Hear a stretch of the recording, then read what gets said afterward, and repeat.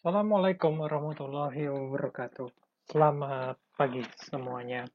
Kali ini saya akan mencoba menjelaskan lanjutan dari topik sebelumnya, yaitu tentang eh,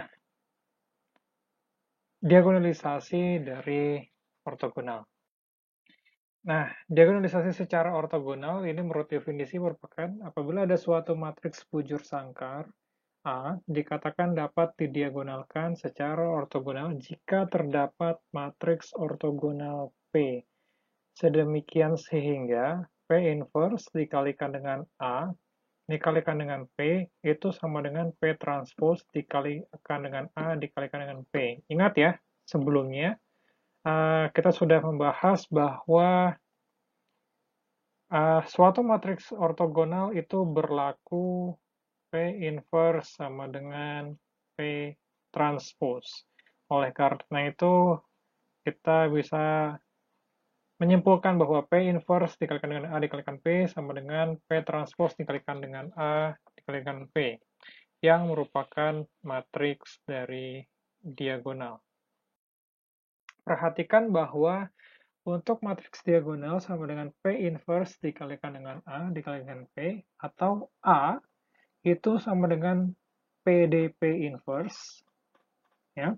Misalkan P merupakan matriks ortogonal, maka matriks A sama dengan PDP transpose. Sehingga diperoleh hubungan A transpose sama dengan PDP transpose ditransposkan. Sama dengan P transpose ditransposkan, dikalikan dengan matriks diagonal, dikalikan dengan P transpose. Sama dengan PDP transpose, yaitu sama dengan A. A dapat didiagonalkan secara ortogonal jika dan hanya jika A merupakan matriks simetri. Misalkan matriks bujur sangkar A, cara menentukan matriks ortogonal P yang mendigunakan A adalah yang pertama, tentukan dulu nilai eigennya, ya. Yang kedua, tentukan basis ruang eigennya untuk setiap nilai eigen yang diperoleh. Rubah setiap basis pada B menjadi basis ruang eigen yang ortonormal menggunakan proses Gram-Schmidt. Ya. Setelah itu, bentuk matriks P yang merupakan vektor-vektor kolom berupa basis dari ruang eigen yang ortonormal tersebut.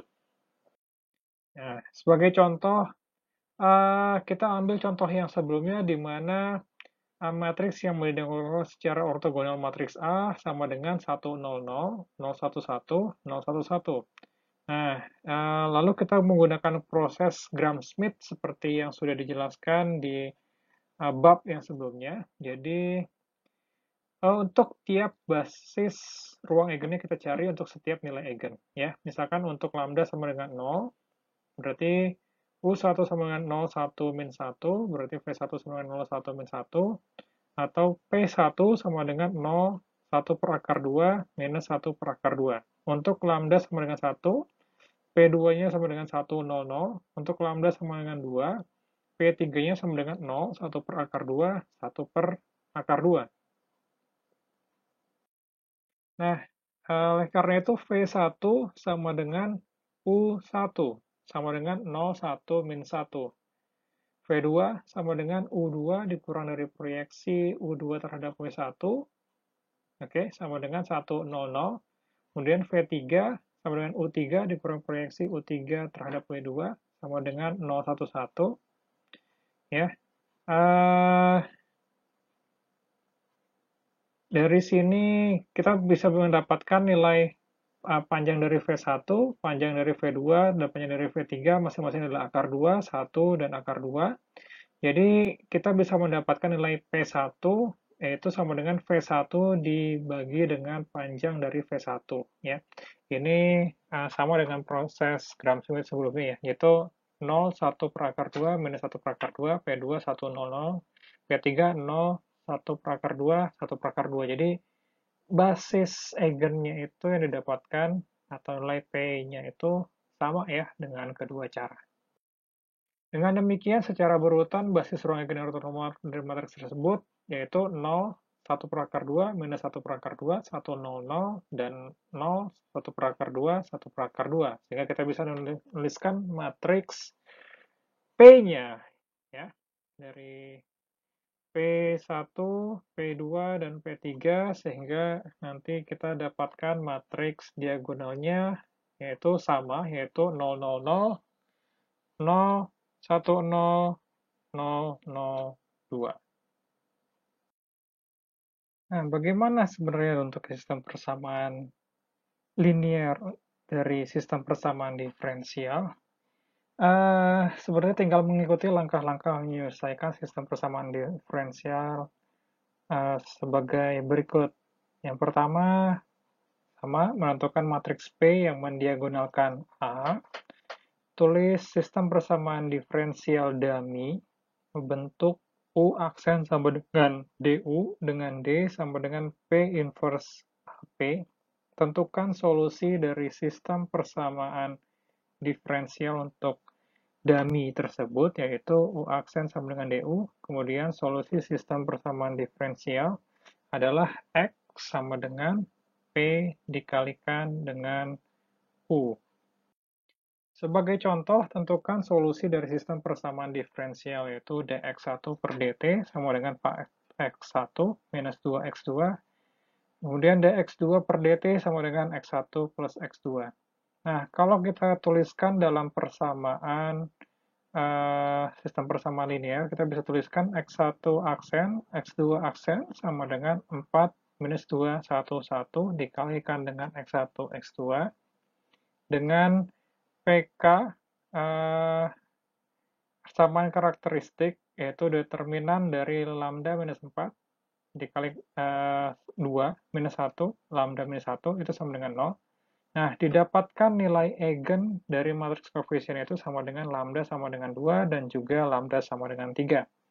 Nah, dari sini kita akan menggunakan lambda sama dengan 2 dan lambda sama dengan 3 untuk mencari basis eigen. Nah, basis eigen yang didapatkan untuk lambda sama dengan 3 dan lambda sama dengan 2 sama dengan 21 dan juga 11. Oleh karena itu didapatkan matriks P itu sama dengan 21, 11.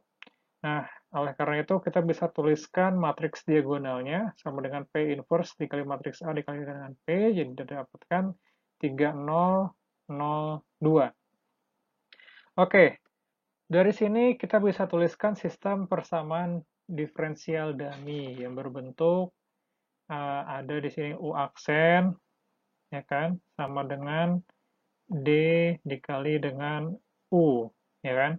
Solusi persamaan diferensial dummy tersebut adalah U1 itu sama dengan C1 epsilon lambda 1 T sama dengan C1 epsilon lambdanya berarti 3 dikalikan dengan T dan juga C2 epsilon 2T, ya. Ini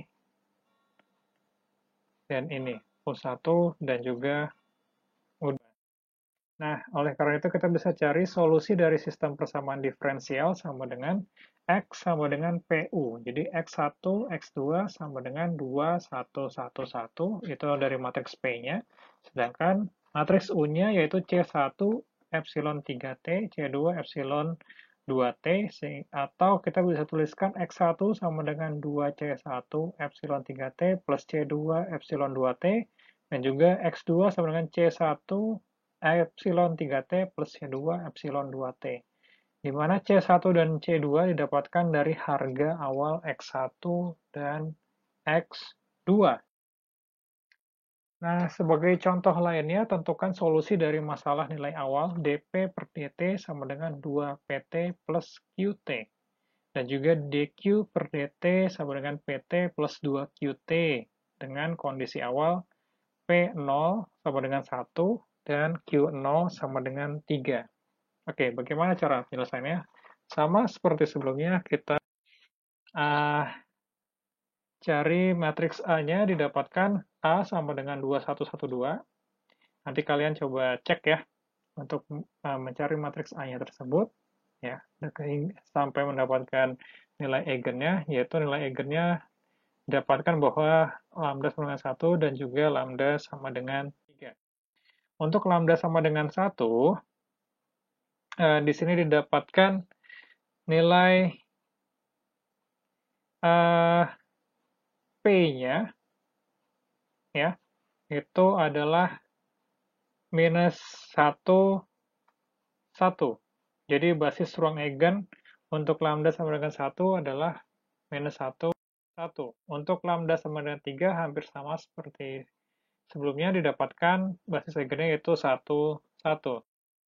Nah, sehingga solusi umum sistem persamaan diferensial U aksen sama dengan DU adalah U sama dengan epsilon T, epsilon 3T. Dengan demikian, solusi sistem persamaan diferensial adalah X sama dengan P dikali dengan U, jadi PQ sama dengan minus 1, 1, 1, 1, dikali dengan C1, epsilon T, C2, epsilon 3T, sehingga didapatkan P sama dengan minus 1, C1 epsilon T ditambah dengan C2 epsilon 3T, kemudian Q, C sama dengan C1 epsilon T, ditambah C2 epsilon 3T. Nah, untuk T sama dengan 0, diketahui bahwa P 0 sama dengan 1 dan Q 0 sama dengan 3. Sehingga kita bisa tuliskan untuk T sama dengan 0 ya, jadi 1, 3 sama dengan minus C1 plus C2, C1 plus C2. Dengan eliminasi didapatkan C1 sama dengan 1 dan C2 sama dengan 2, sehingga kita bisa menuliskan solusinya dari PT dan QT itu sama dengan 2 epsilon 3T minus epsilon T, 2 epsilon 3T plus epsilon T. Oke? Jadi tidak usah pusing ya, bahwa yang didapatkan di sini adalah fungsi dari T. Oke, sekian dulu untuk penjelasan dari diagonalisasi secara ortogonal. Kurang lebih untuk bab 7 sudah selesai. Berikutnya kita akan masuk di bab yang baru. Terima kasih banyak semuanya. Semoga selalu sehat.